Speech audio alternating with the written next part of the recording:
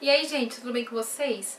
Neste vídeo eu vou dar início à minha leitura cronológica da obra de Érico Veríssimo, que é um projeto secreto meu, que agora eu estou contando pra vocês, que a intenção é tão normal e tão básica quanto parece, que é ler a obra de Érico Veríssimo em ordem cronológica. Então, assim, eu já tinha lido alguns livros desse autor, e ele já configura como um dos meus favoritos da literatura brasileira e também da literatura como um todo, porque eu gosto demais de como ele escreve, eu gosto da forma poética como ele descreve os cenários, né, as imagens, principalmente imagens externas, e gosto bastante dos personagens que ele cria. Então neste vídeo nós vamos falar sobre Clarissa, que foi o primeiro livro publicado pelo Érico Veríssimo em 1933.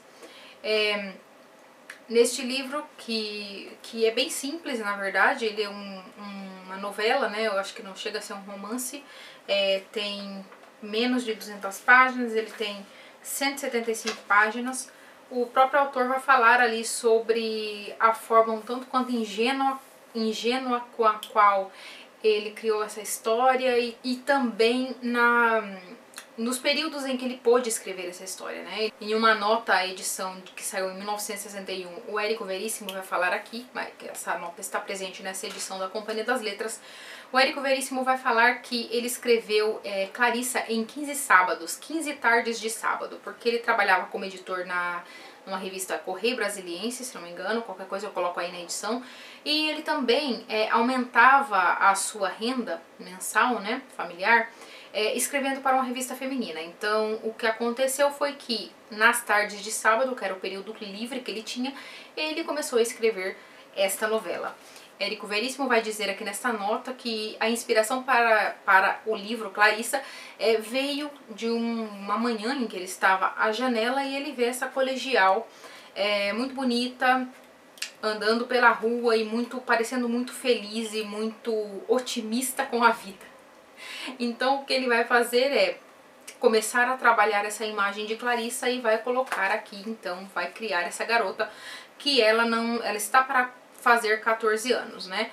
E ela está toda satisfeita porque ela está, a mãe dela provavelmente lhe dará permissão para começar a usar saltos altos. Ela não sabe exatamente o que significa este amadurecimento, ela só desconfia deste amadurecimento que está lhe batendo à porta, mas ela está muito satisfeita, ela está muito em grande expectativa para essa nova etapa de sua vida, mesmo que ela não saiba exatamente o que seria, o que vai acontecer nessa nova etapa de sua vida. Temos aqui nessa novela alguns elementos do Bildungsroman, que é o romance de formação, nesse meu alemão maravilhoso. O romance de formação vai dar conta aí então dos primeiros anos, das primeiras experiências, da formação de um determinado personagem, né? Então nós temos, por exemplo, um dos exemplos mais clássicos desse tipo de romance seria ali o David Copperfield, ou o Oliver, até o Oliver Twist também. E esta é uma tradição muito longeva aí na literatura, então aqui temos elementos, né? Ainda que não se possa dizer que seja um romance de formação, mesmo por conta da simplicidade dessa narrativa que fica ali no limiar da novela com romance, e também por esses elementos não serem tão desenvolvidos quanto um romance de formação propriamente dito iria demandar, né? Então aqui temos apenas elementos. Essa garota, Clarissa, portanto, ela é uma garota que mora numa pequena cidade rural e ela mora com seus pais. Mas neste ano em que vai se passar essa história, a Clarissa será enviada. Na verdade, a gente já começa a história com a Clarissa neste novo lugar, né? Já faz algum tempo que ela está morando ali com os tios. A gente não sabe exatamente quanto tempo que ela está já morando ali nessa pensão, mas ela é enviada por seus pais para completar os seus estudos ali na cidade. Então ela vai ficar na pensão com seus tios. Nessa pensão vai ter uma coleção de outros personagens que são, cada um com suas peculiaridades. Vai ter um casal ali que vive, a mulher vive emocionada com os galãs de cinema e o homem vive viajando. Vamos ter também um judeu que é muito envolvido com a política do tempo. Estamos aqui em 1933, portanto, os rumores de Segunda Guerra Mundial já estavam no ar e estavam fortíssimos, então temos aqui elementos muito interessantes referentes a esse período histórico, né, tanto em relação ao Brasil quanto aos discursos pró-nazismo que já existiam na Europa. Então, temos Mussolini ali fazendo seus discursos, temos Hitler ascendendo ao poder e temos toda essa efervescência em torno dessa coisa horrorosa que viria a ser a Segunda Guerra Mundial. Aqui nós temos alguns personagens que defendem posicionamentos que hoje em dia a gente já fica perturbado, porque tem alguns falando, mas sei lá, Mussolini talvez tenha razão, ou então os judeus mataram Cristo, então por isso que eles são perseguidos, esse tipo de coisa, né? Então temos aqui, é interessante porque esta pensão, esses personagens se tornam bem vívidos, ainda que a narrativa seja curta, e esses não sejam os temas que são aprofundados na narrativa, a gente tem todos esses elementos, né? Todo esse pano de fundo acontecendo, e tudo isso vai aí influenciar na criação de Clarissa, na forma como ela enxerga o mundo, na forma como ela se enxerga no mundo. Outro personagem central dessa narrativa seria também o Amaro, que é este homem que ele está quase com 40 anos e ele tem ali um fascínio por Clarissa. Muita gente faz aqui comparação do Amaro com o Humbert Humbert, aquele narrador horripilante de Lolita, mas eu não vejo assim.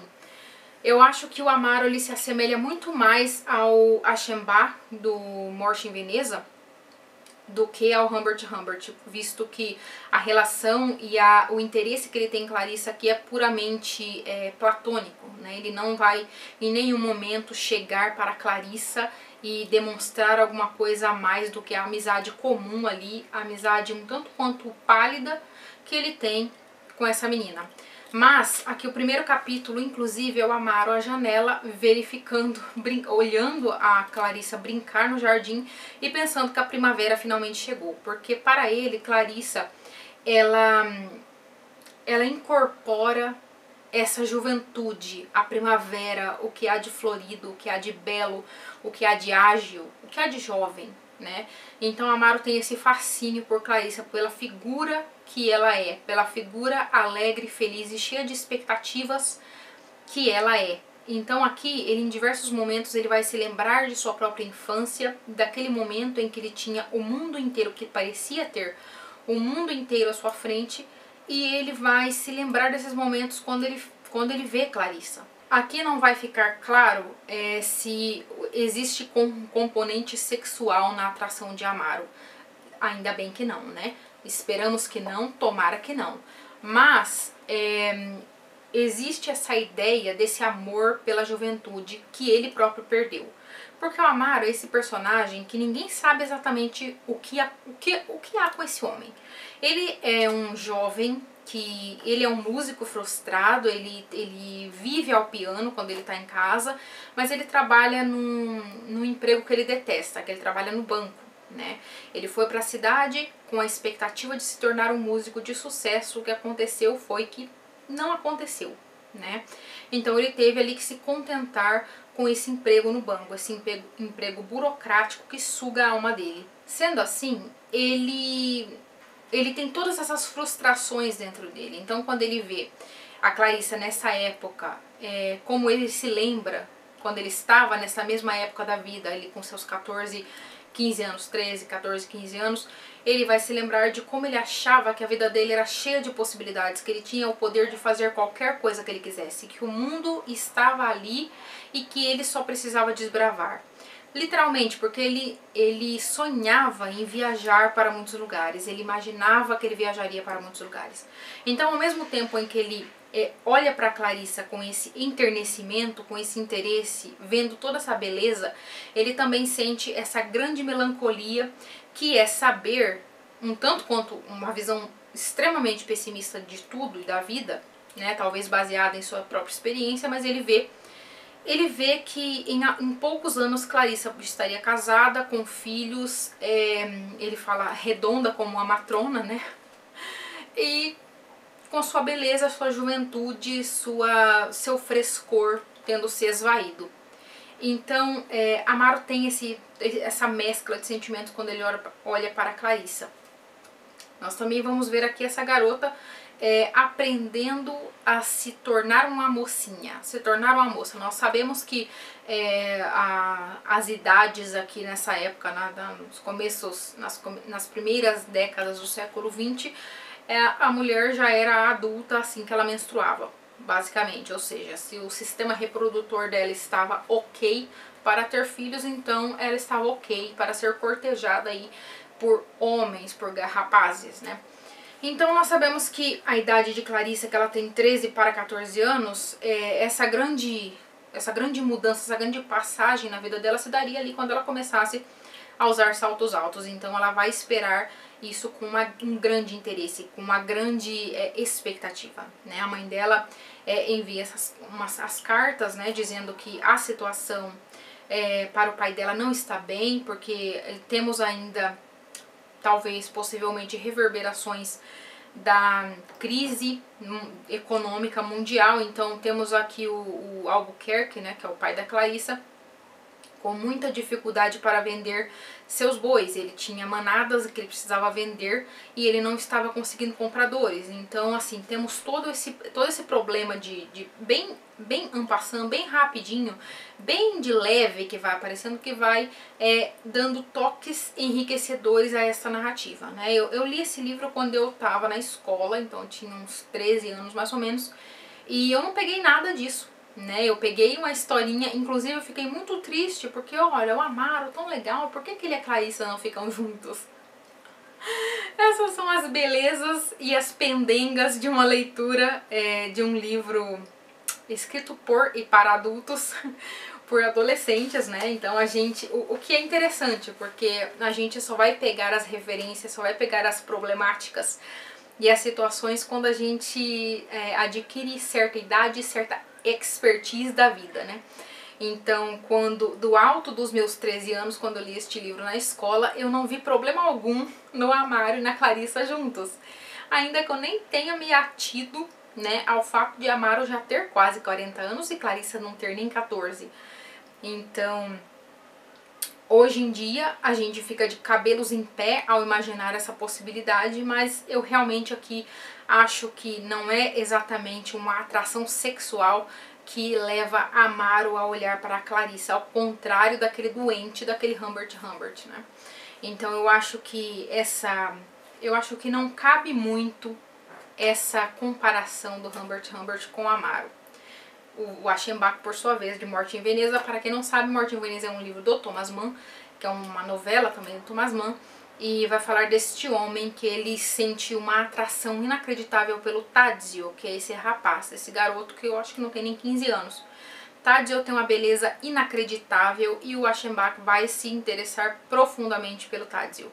Só que é um interesse mais por conta da estética e da beleza, e também uma coisa totalmente platônica, né? Então eu imagino que a comparação do Aschenbach com o Amaro aqui seja um pouco mais próxima da realidade, porque realmente eu não consegui aqui pescar o componente sexual. No final, nos últimos capítulos, Amaro vai dizer ali algo como: ai, como eu amo Clarissa.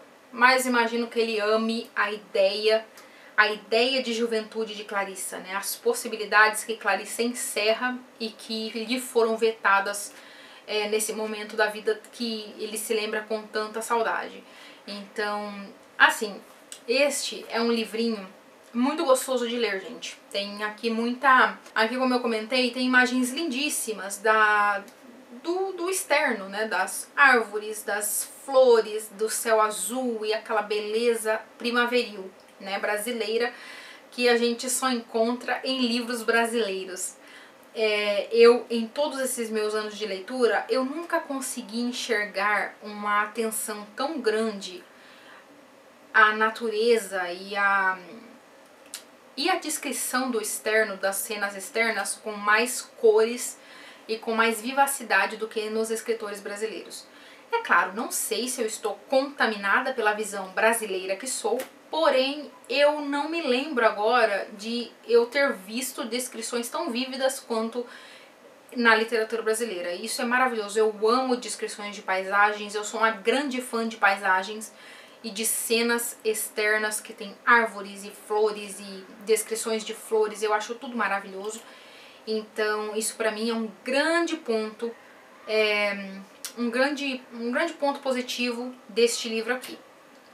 A Clarissa também é uma personagem muito engraçada, ela é muito viva nas relações que ela vai fazendo com o mundo, né? E também ela é muito sentimental, ela sente profundamente a dor e a beleza das coisas que estão à volta dela. Ela vai fazer algumas observações muito afiadas sobre a discrepância social que existe entre famílias que moram ali ladeando a pensão. De um lado da pensão tem uma família extraordinariamente bem sucedida, pelo que aparece o casarão, tem um cara ali que parece que é o pai de família que é chamado de doutor, então você já imagina que ele seja um médico ou então um advogado. E tem essas crianças gordinhas, roliças, saudáveis, tem os empregados, tem até uma empregada negra que vai demonstrar ali toda a forma como as pessoas viam as pessoas negras nesse momento. Então aqui tem algumas passagens que dá desconforto de ler em relação no trato das pessoas negras nessa época, né?